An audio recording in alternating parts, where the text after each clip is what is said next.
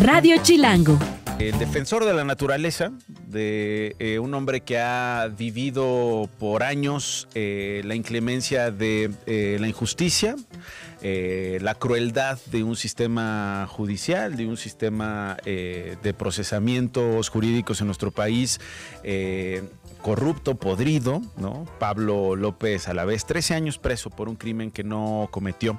¿Y por qué estamos retomando esto? Bueno, hace un par de días el Consejo Ciudadano del Premio Nacional de Periodismo anunció los ganadores del Premio Nacional de Periodismo y evaluó varios trabajos, cientos de trabajos, más de 1,000 trabajos de prácticamente todos los estados de la República.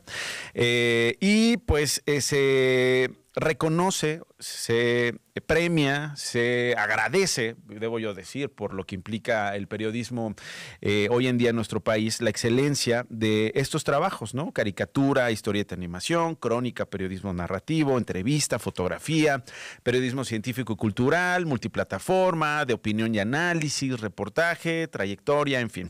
Los ganadores, ojalá y los puedan ustedes consultar, ojalá y puedan ustedes revisarlos.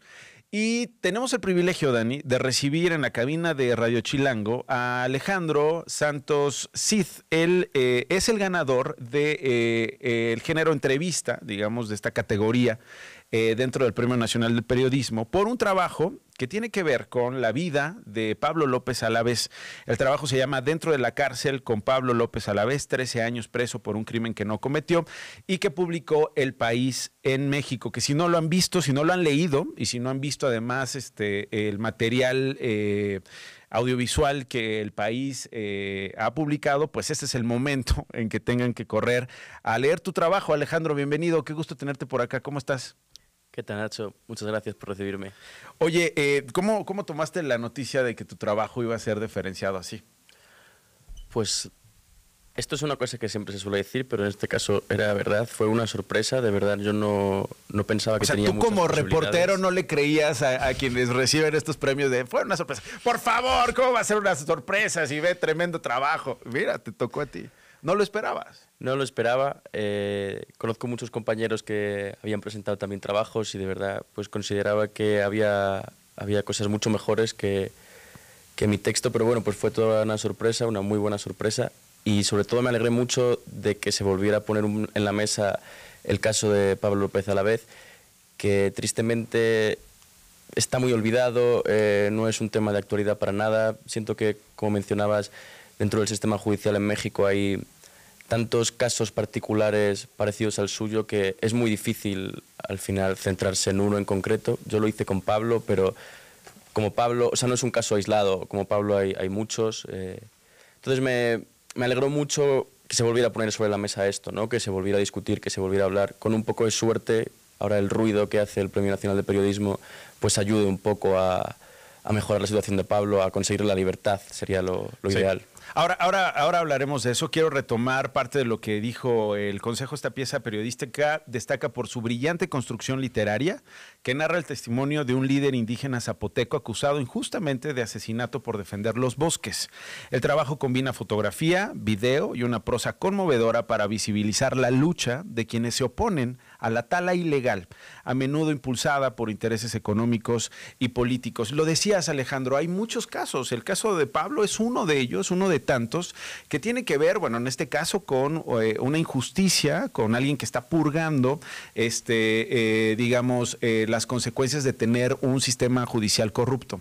Otros han muerto, otros siguen secuestrados, otros siguen desaparecidos, otros han vivido una serie de acciones por parte del crimen organizado, que ya no es estábamos hablando hace unos instantes de Felipe Calderón, ¿no? Que no es el crimen organizado de esa guerra que empezó en el 2007 y que la narrativa decía, vende droga, solo vende droga, y tiene algunos otros negocios, digamos, satelitales, ¿no? Alrededor de la venta de droga, ¿no? Hoy el crimen organizado administra buena parte del país. Hoy el crimen organizado administra recursos naturales, administra zonas arqueológicas, gobierna, legisla, juzga. Hoy el crimen organizado ha diversificado de una manera tremenda sus actividades. Y Pablo los enfrentó. Pablo simple y sencillamente les dijo aquí no, y así le fue. ¿Cómo contar este trabajo? ¿Cómo llegas a la historia de Pablo? ¿Y cómo darle un poquito más de contexto a parte de lo que el Consejo ha calificado en tu pieza, Ale? Pues mira, yo llego a la historia de Pablo a través de otra historia, la de Damián Gallardo, que es también un profesor rural de Oaxaca. Fue represaliado, creo que fue durante el sexenio de Peña Nieto. Puede que fuera Calderón, pero creo casi seguro que era Peña Nieto. Él estuvo en la cárcel también unos años y al final acabó reconociéndose que era inocente, que todo fue un montaje judicial. Y el año pasado, sobre mayo, abril, el Estado mexicano le pidió perdón en un acto público a través de Alejandro Encinas, creo recordar. Yo cubrí esta noticia, entrevisté en su momento a Damián Gallardo por teléfono y los compañeros de Frontline Defenders me hablaron del caso de Pablo López Alavez, una amiga de Frontline Defenders, Sandra Patargo, que trabaja mucho con estos casos concretos, me puso en contacto. Y también Damián, en su acto de perdón público que le hizo el gobierno mexicano, mencionó: está muy bien, agradezco el perdón que me estáis dando, simbólicamente es importante, pero no hay que olvidar que esto sigue pasando. Por ejemplo, ahí está el caso de mi compañero Pablo López Alavez, que sigue en prisión. Entonces yo llegué a esta historia a través de Damián y de Sandra, y barajamos con el equipo de defensa de Pablo la posibilidad de ir a entrevistarlo en la cárcel, que nos parecía más potente que una mera llamada telefónica, ¿no? Al final, si vas a verlo, te permite, pues las fotografías van a ser mejores, vas a poder contarlo de una mejor manera, porque dónde está, el contexto en el que está, es clave para entender su historia. Y pues al final una entrevista en persona siempre es mejor, ¿no?, que una telefónica. Entonces así fue un poco como llegamos a esa historia. ¿Y qué te contó de la confrontación que tuvo con los criminales? Pues Pablo lo narraba... Él hubo un día que estaba en un coche, viajaba con parte de su familia y pues lo típico, le cerraron con camionetas, hombres armados, lo secuestraron, le vendaron la cabeza para que no pudiera ver dónde iba, lo cambiaron de varios coches incluso para despistarlo, y de pronto cuando pudo abrir los ojos, cuando le quitaron la venda, vio que estaba en una comisaría de policía. Entonces fue como de un secuestro pasamos a la comisaría de policía. Él llevaba muchos años defendiendo los bosques donde él vive, en San Isidro Aloapan, opuesto a la tala, que en esa zona de Oaxaca es muy fuerte, y Pablo no es ni mucho menos el único activista que lucha contra ello. Entonces, hay un consenso muy grande que no solo es del periodismo o no solo es del relato de Pablo, es también de las asociaciones de derechos humanos que han trabajado con su caso, es de las mismas Naciones Unidas, que es un organismo que no suele meterse al detalle en este tipo de casos, y las propias Naciones Unidas le han dicho al gobierno mexicano en varias ocasiones: este caso es una detención ilegal, Pablo es un preso político, deberían soltarle. El gobierno mexicano nunca ha escuchado, nunca ha hecho nada al respecto. O sea, el titular son 13 años en la cárcel, pero Pablo ya va por camino de los 15 años. O sea, este año cumplió 14 y va camino de los 15. Y su situación no ha cambiado. Su defensa ha apelado todo lo posible, se han presentado todos los recursos posibles. O sea, estos casi 15 años han sido un recorrido judicial permanente en todas las instancias posibles. Nunca llega nada.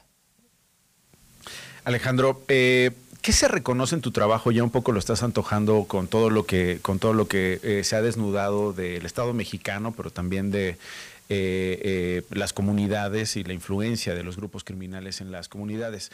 Desde tu punto de vista, y son dos preguntas que van ligadas, ¿qué se está reconociendo con este premio en tu historia? ¿Y cuál es el momento que tú estás leyendo Vive el periodismo en México después de estas categorías diferenciadas? No sé yo si soy el más adecuado para decir qué es lo que se está reconociendo en mi historia. Yo imagino que tiene que ver con una forma distinta de contar una entrevista, ¿no?, al modo más canónico al que estamos acostumbrados, que sería una pregunta-respuesta. Imagino que va por ahí. Imagino que también es una forma de intentarle, por la parte de la gente, del jurado del premio, de intentar darle voz al caso de Pablo, ¿no? Al final, como periodistas, nuestro objetivo no es hacer textos bonitos o programas de radio bonitos, sino que nuestro trabajo tenga algún impacto, ¿no?, para mejorar la vida pública, o por lo menos así lo veo yo. Entiendo que también por parte del jurado del premio reconocer esto va por ahí, va por la idea de esto es un tema importante, no estamos hablando de ello, pongámoslo en la mesa otra vez. En el momento de México, Ajá. en el momento del periodismo, de los periodistas que están chambeando, ¿no?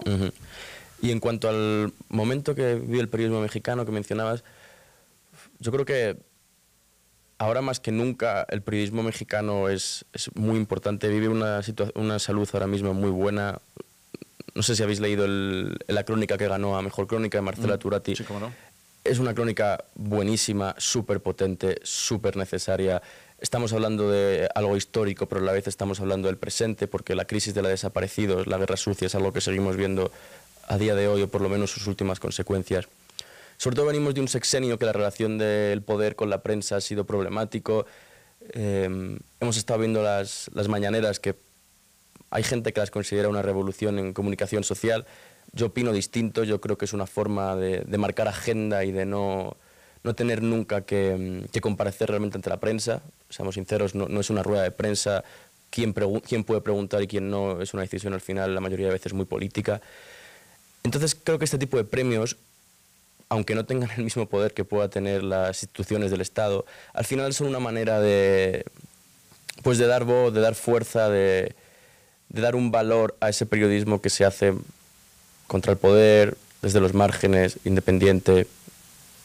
Yo lo veo así. Pues felicidades, Alejandro, y sobre todo gracias. Muchísimas gracias a vosotros. Gracias por ese trabajo y gracias por además todo el trabajo. Entren al perfil de Alejandro Santos en El País y ahí se van a encontrar el trabajo que ha hecho en todos estos años. Alejandro, gracias por darte el tiempo de venir y gracias por el periodismo que hiciste. Muchas gracias a vosotros por el tiempo en antena, de verdad. Gracias. Alejandro Santos, periodista del País, ganador en entrevista del Premio Nacional de Periodismo de México.